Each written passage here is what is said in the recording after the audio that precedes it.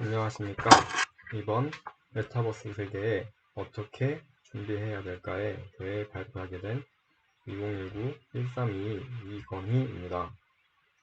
현재 시대에서는 가상현실, 증강현실 등 현실적인 세계를 넘어서 우리 눈에 보이지 않는 것까지 체험할 수 있는 세상이 되었습니다. 이로 인해 우리가 현실에서 느낄 수 없었던 것을 느낄 수 있는 이점도 있습니다. 하지만 무엇이든 간에 장점이 있으면 단점도 있기 마련입니다.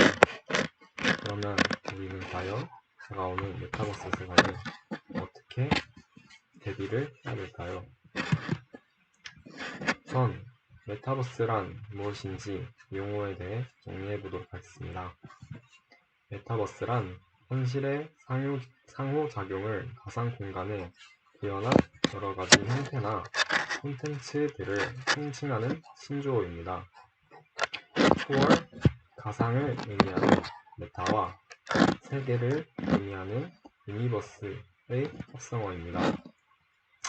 또한 1992년 출간된 소설 스노우 크래시 속 가상세계 명칭인 메타버스에서 유래가 되었습니다.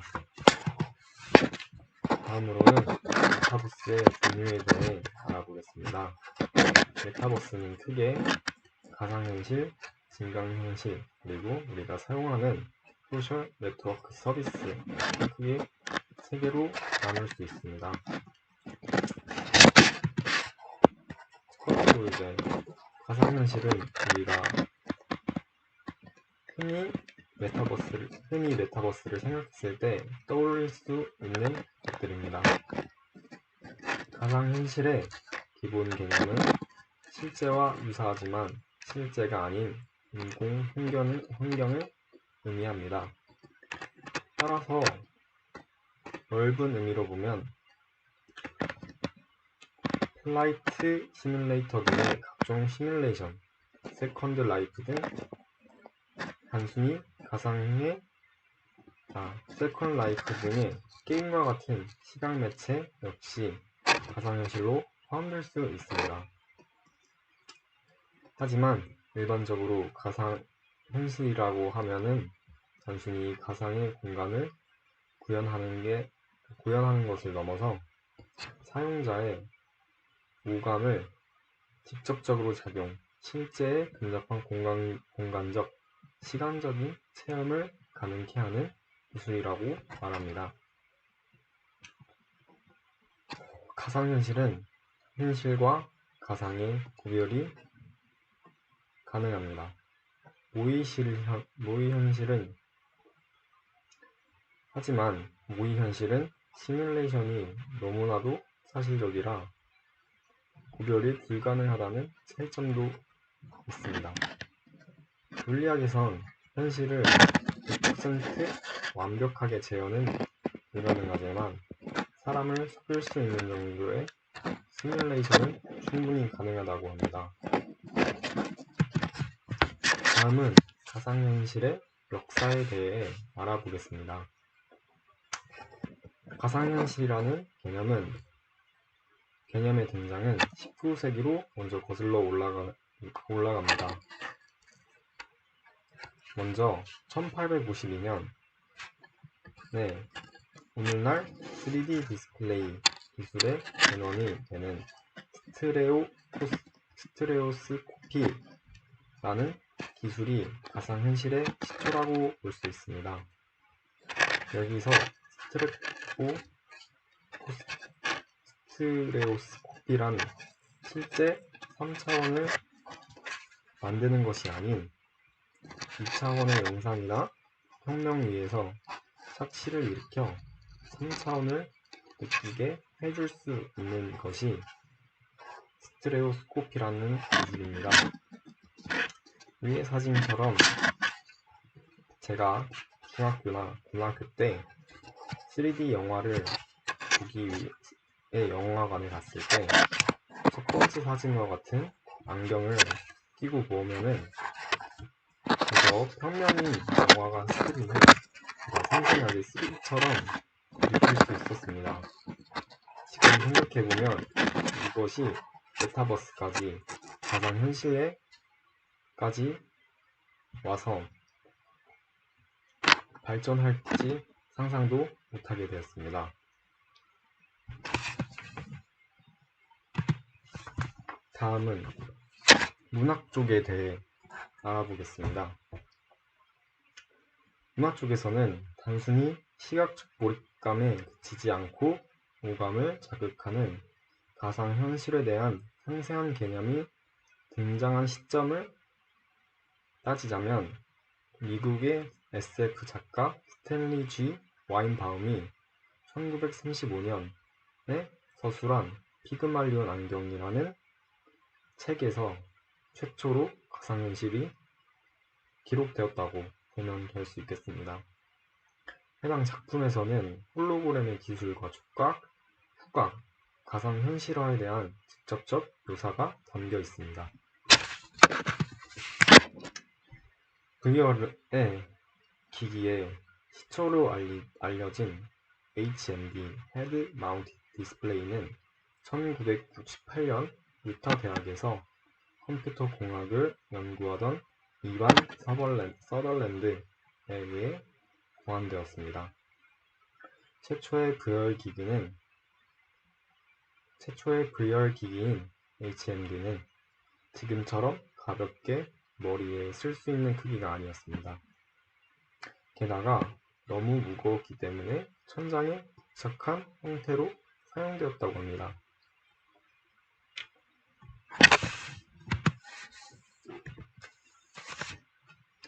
이렇게 엄청난 크기와 무게 덕분에 고대 그리스의 이야기에서 권력의 우상함과 위험을 강조한 다모클레스의 검이라는 별명이 붙여지게 되었습니다.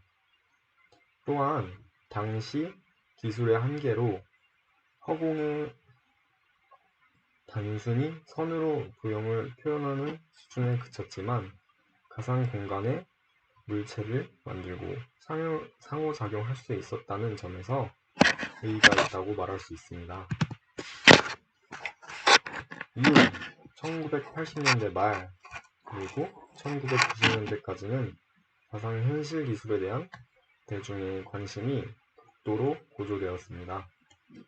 1980년대 89년에는 가상현실에 대해 다룬 SF 걸작 공각기동대의 등장을 시작으로 1990년에는 매트릭스, 토탈 리콜 등 대중문화에서 가상현실을 소재로 한 작품들이 계속해서 등장하게 됩니다. 흔히 생각하는 HMD, 촉각 장각, 후각 시뮬레이터를 이용하여 즐기는 가상현실이라는 이미지 역시 바로 이때 확립된 것입니다. 가상현실에 대한 기술적, 사회적 이미지는 사실상 이 시기에 정립되었다고 봐도 과언이 아닙니다. 이제는 지금부터는 가상현실의 현황, 즉 우리 생활에서 가상현실이 어떻게 이용되는지에 대해 알아보도록 하겠습니다. 첫 번째로 로블록스입니다. 로블록스는 게임에서 대체로 호평을 받아왔습니다. 베스트 컴퍼니 2020년 세계 50대 혁신적 기업 중에 게임 카테고리에서 1위를 차지했고 전체 카테고리에서 9위에 올랐습니다. 미국 커먼센스 메디아에서 5점 만점 중 별 4개를 주었고 로블록스 내 게임이 무척 다양하며 창의성 촉진 효과가 있음을 또 강조하였습니다. 또한 패밀리 온라인 세이프티 인스티튜트의 패트리시아 이반스는 로블록스가 아이들이 스스로 놀고 모험하고 사교하고 창조하고 배울 수 있게 도와주는 플랫폼이라고 하면서 호의적인 평가를 내리셨습니다. 또한 트러스트 리뷰에서는 컴퓨터 프로그램 개발 실력을 증진하고 싶은 이들, 그리고 프로젝트를 개발해 순식간에 엄청나게 큰 사용자 베이스로부터 피드백을 받기 원하는 사람들에게 무척 매력적인 플랫폼이라고 말하였습니다.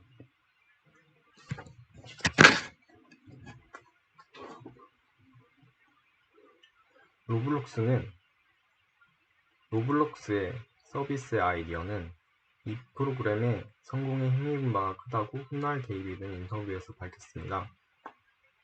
1990년대 후반쯤부터 비공개 알파 테스팅이 시작되어 2004년에 다이나블록스 베타라는 이름으로 베타에 들어갔으며 마지막으로 2006년쯤 로블록스 베타라는 이름으로 바꾸어 역사가 시작되었습니다.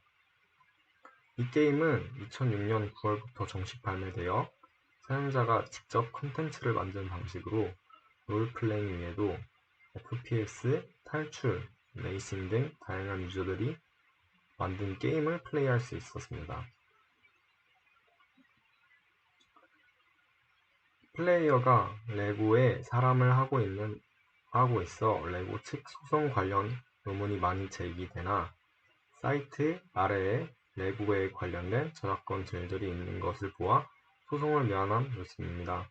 그 외에도 캐릭터가 블럭의 형태를 하고 있어 마인크래프트 같아 보이지만 로블록스에서는 마인크래프트처럼 직육면체의 블럭만 있는 것이 아니라 다양한 크기와 모양의 블럭이 존재합니다.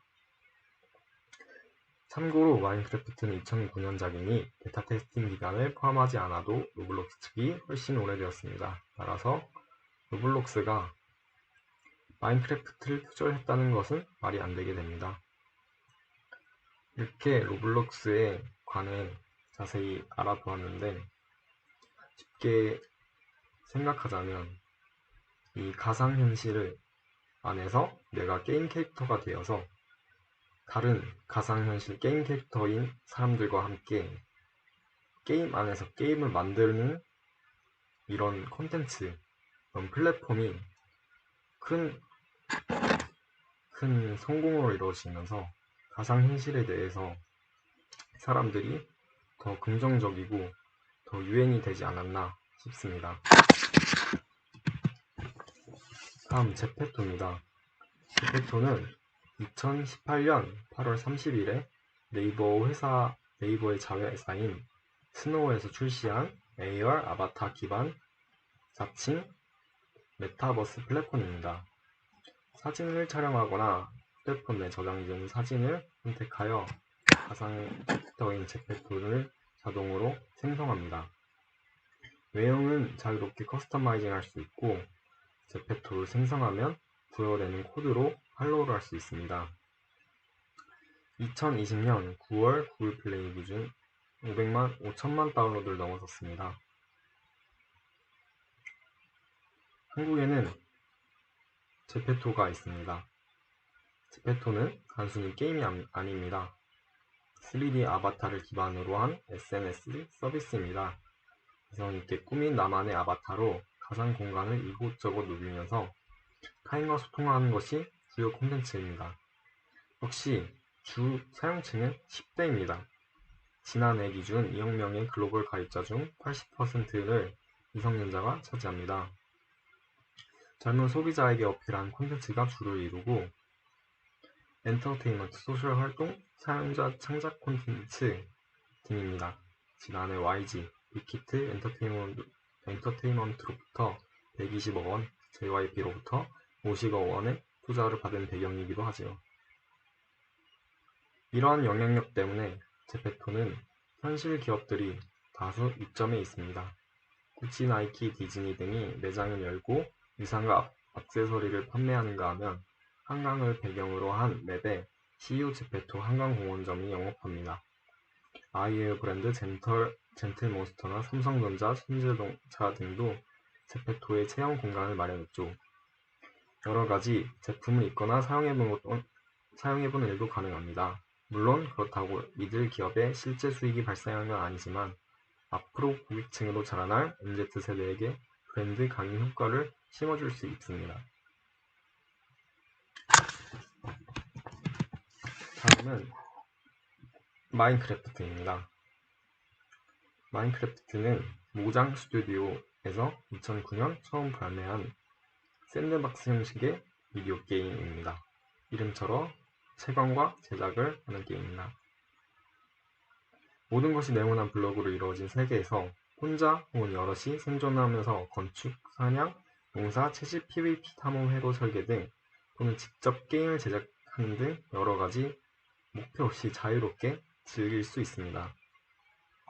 다시 말해 마인크래프트에는 정해진 목적과 스토리가 사실상 없다고 보는데요. 플레이어가 그 목적을 스스로 만들어내서 그것을 이루어야 재미를 느낄 수 있는 게임입니다. 게임의 목적과 스토리를 중요하게 여기는 플레이어에겐 진입장벽으로 다가올 수 있습니다. 그나마 외전으로 특별한 목적을 가진 게임들이 적대어 해소가 가능하긴 했었습니다. 플레이어가 일반적으로 상상할 수 있는 범위를 아득히 초월하는 넓은 스테이지가 주어진 게임입니다.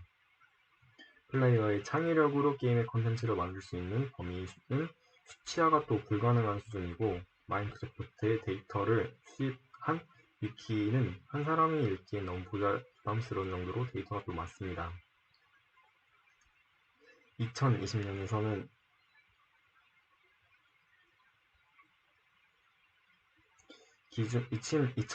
기준 모든 플랫폼에서 2억 장 이상 판매된 역대 가장 많이 팔린 비디오 게임이며 2020년 5월 기준 활동하는 평균 이용자 수가 1억 2,600만 명을 돌파할 정도로 전 세계의 최고 인기 게임 중에 하나입니다. 더불어 미국 타임 선정 최고의 비디오 게임 10선과 50선에 모두 이름을 올렸으며 메타크리틱 선정 최고의 비디오 게임에 뽑히는 등 작품성과 파급력을 동시에 잡은 게임으로 평가되고 있습니다.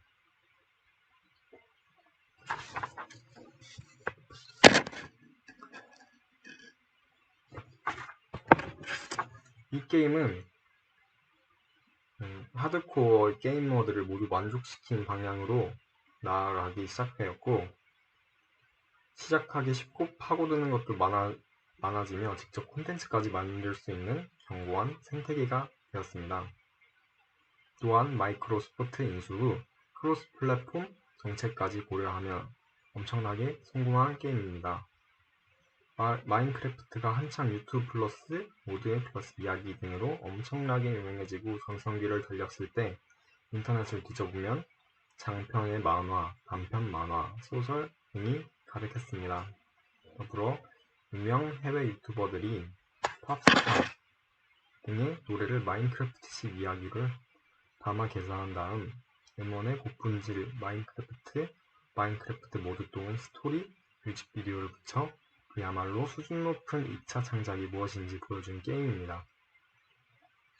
또한 이 2차 창작의 인기 역시 대단하여 영어로 마인크래프트 뮤직비디오를 검색하면 셀 수 없는 1000만 조회수 이상의 영상이 뜰 정도입니다.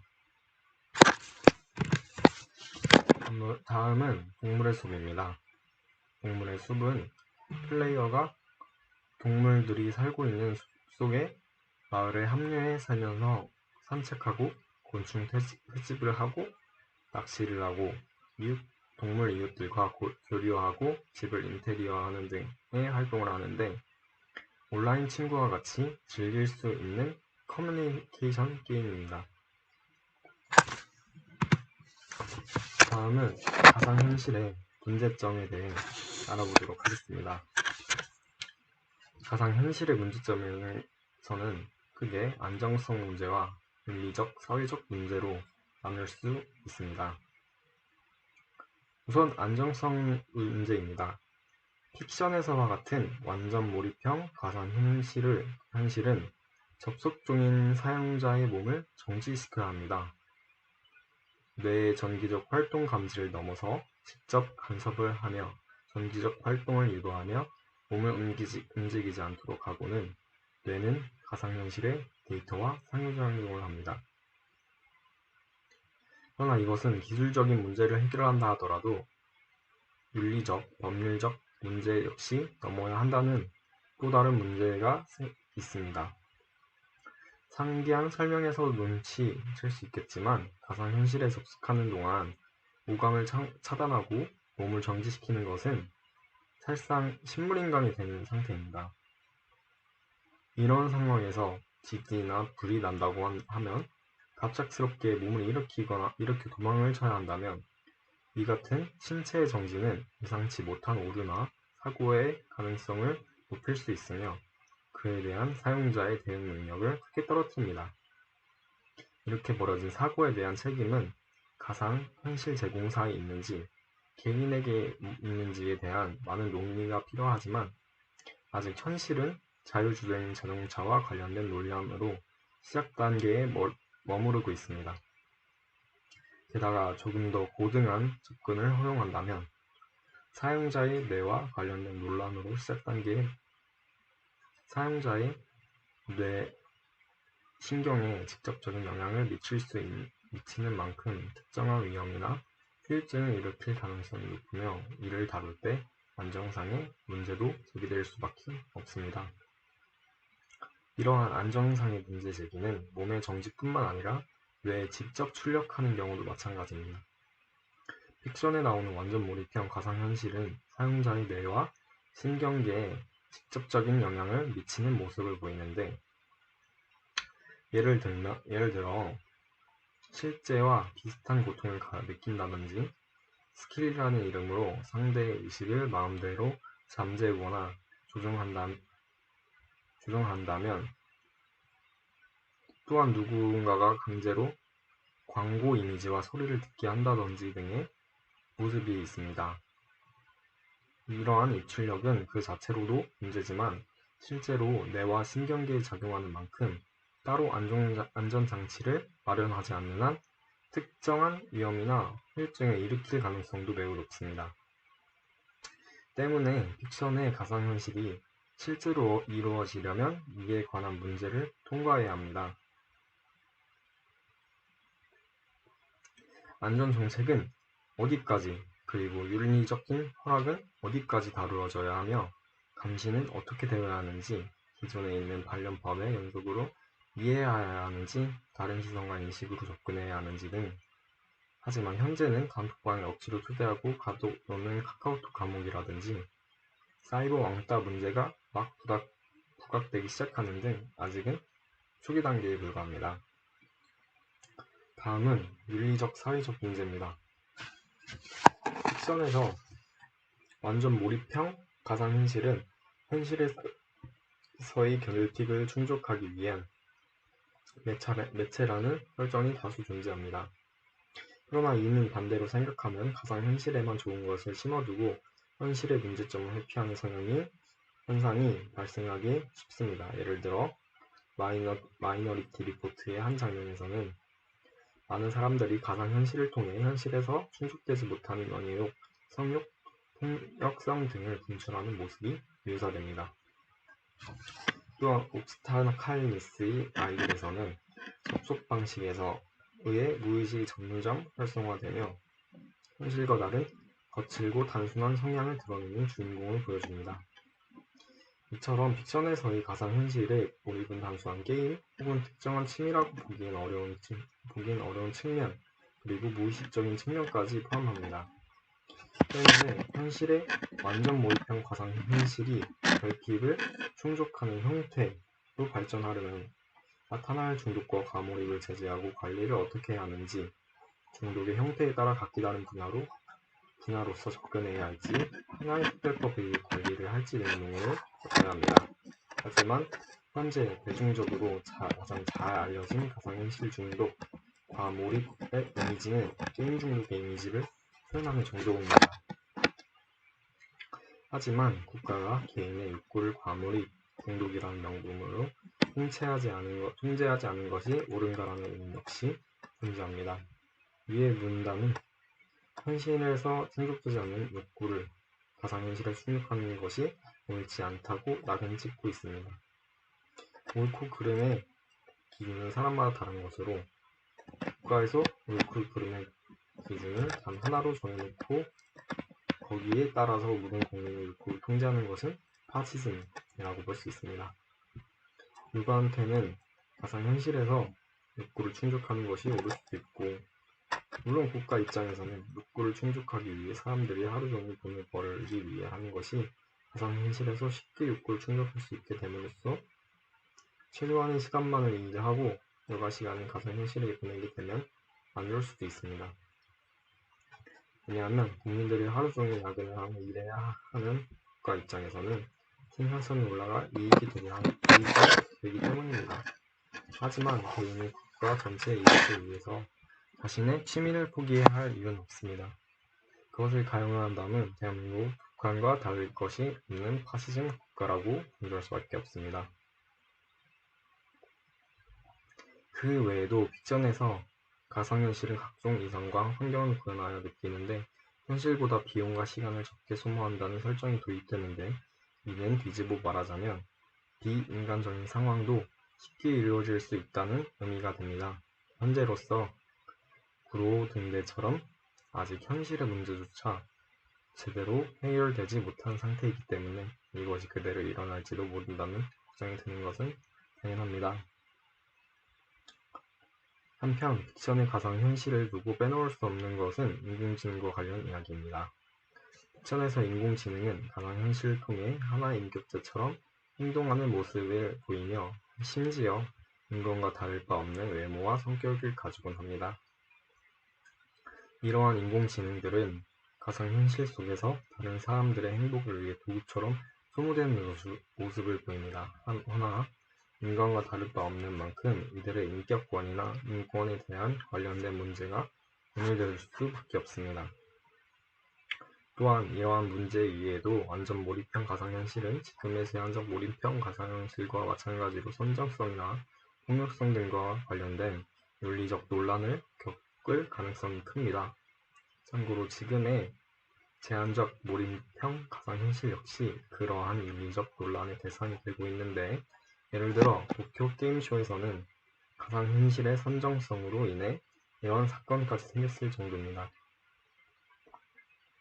물론 이 문제점들도 어디까지나 현대사회의 시각으로 본 것이기 때문에 객관적이기 위해서는 디지털 침해 마냥 오해로 끝날 가능성도 존재하나, 문제가 생기고 난 뒤에는 아예 막을 방법이 없을 수 있기에 심각합니다. 기존의 낭비에 가까운 경험을 대체할 연결적이고 효과 좋은 방법이 될 수 있으면서 현실과 혼동이 가능할 경우 치명적인 영향을 미치고 사회적 파장이 커질 것으로 여겨집니다. 정리하자면 상기한 것과 같은 여러 이유로 인해 지금의 가상현실 기술은 이미 상용화되어 보급되어 있는 기존의 인터페이스 장치들을 활용하여 제한적 몰입형 가상현실을 구현하는 것을 목표로 하여 개발이 진행되고 있는 중이고, 픽션에서와 같은 몰입형 가상현실의 구현까지는 아직 많은 과제가 남아있는 상황입니다. 또한 그러한 과제는 기술적 차원에서의 과제에만 그치지 않고 윤리적 법률적 차원에서의 과제 역시 적지 않게 존재하고 있습니다. 또한 완전 몰입형 가상현실의 구현이 가능해진다 하더라도 그 모습은 헤드기어나 캡슐과 같은 형태의 비삽입형 BCI 기기보다는 사용자 몸에 이식되는 삽입형 BCI 기기에 보다 의존하게 되는 등 픽션에서 흔히 묘사되는 것과는 상당히 다른 모습이 될 거라고 예상할 수 있습니다. 그렇다면 가상현실이 미래를 바꾸게 될 것인가에 대해 알아보겠습니다.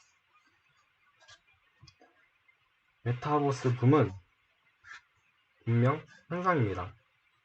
그러나 일시적 수준에 그칠지 향후 지속적 확산으로 발전할지에 조금 생각될 필요가 있습니다. 크게 시장 관점과 이용자 관점으로 나눌 수 있습니다. 다시 기술과 이용 목적이 대변한다고 볼 수 있죠. 시장 관점에서 메타버스는 성장하리라 보는 관측이 지혜적입니다. 하지만 이들이 점치는 성장세는 엄밀히 말해 AR, VR로 대표되는 관련 기술입니다. 이들은 지난 리포트에서도 살펴봤듯 이미 그 가치와 효용을 인정받았습니다. 메타버스 시장은 앞으로도 더욱 커질 겁니다. 기술 발전과 이에 따른 디지털 전환은 메타버스를 떠나서도 자연스러운 흐름입니다. 관련 기술들 역시 현실 기능을 디지털 영역에서 할 수 있다는 의미에서 메타버스로 재범주화한 것이지 메타버스를 위해 개발된 게 아닙니다. 이용자 관점에서 메타버스는 어떨까요? 적어도 현재까지 메타버스가 이용자 관점에서 화제에 오르내린 중심에는 언택트 시국이 있습니다. 메타버스가 무엇 때문에 주목을 받았냐 하면 언택트 시국 안에서 영위하기 힘들었던 대면 모임, 행사, 교육, 공연 등의 대체 무대 역할을 해줬기 때문입니다. 그렇담 이들이 과연 팬데믹 또는 위드 코로나 이후의 유의미한 경험인가를 이용자 관점에 대한 논의를 해볼 수 있습니다. 언택트 시국을 지나서도 메타버스 안에서 만나고 공연 감상할 것이란 말이죠. 이는 결국 디지털로선 만족이 요원한 아날로그적 가치가 핵심을 이루는 영역에서 메타버스 발전이나 대체는 생각해봐야 한다는 겁니다. 예를 들어 로블록스, 포트나이트에서 공연을 감상하고 제페토나 마인크래프트에서 여행하거나 행사를 벌이는 일은 현실적 제약에 따른 대체제로서의 효용입니다. 사교 모임이나 여행, 공연과 같은 활동이 추구하는 가치는 지극히 아날로그적입니다. 바꿔 말한다면 감각적이죠. 기술이 정말 어마무시하게 발전해 현실 이상의 자극을 준다면 모르겠지만 그 구현이 멀다는 점에서 현재로서는 긍정적 선망이 그칩니다. 동물의 숲에 바이든이 출몰하고 제페토에 우리나라 대선 주자들이 선거 캠프를 치러던 게 그땐 그랬지가 아니라 계속적인 흐름을 지켜봐야 하는 것처럼 말입니다.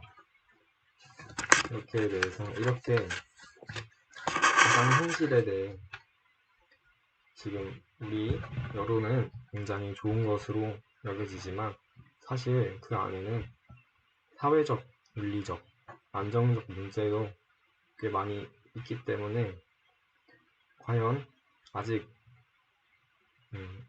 메타버스로 우리 미래가 바꿀 것이라는 의견에 대해서는 조금 무리가 있지 않나 라고 생각이 듭니다. 이상입니다.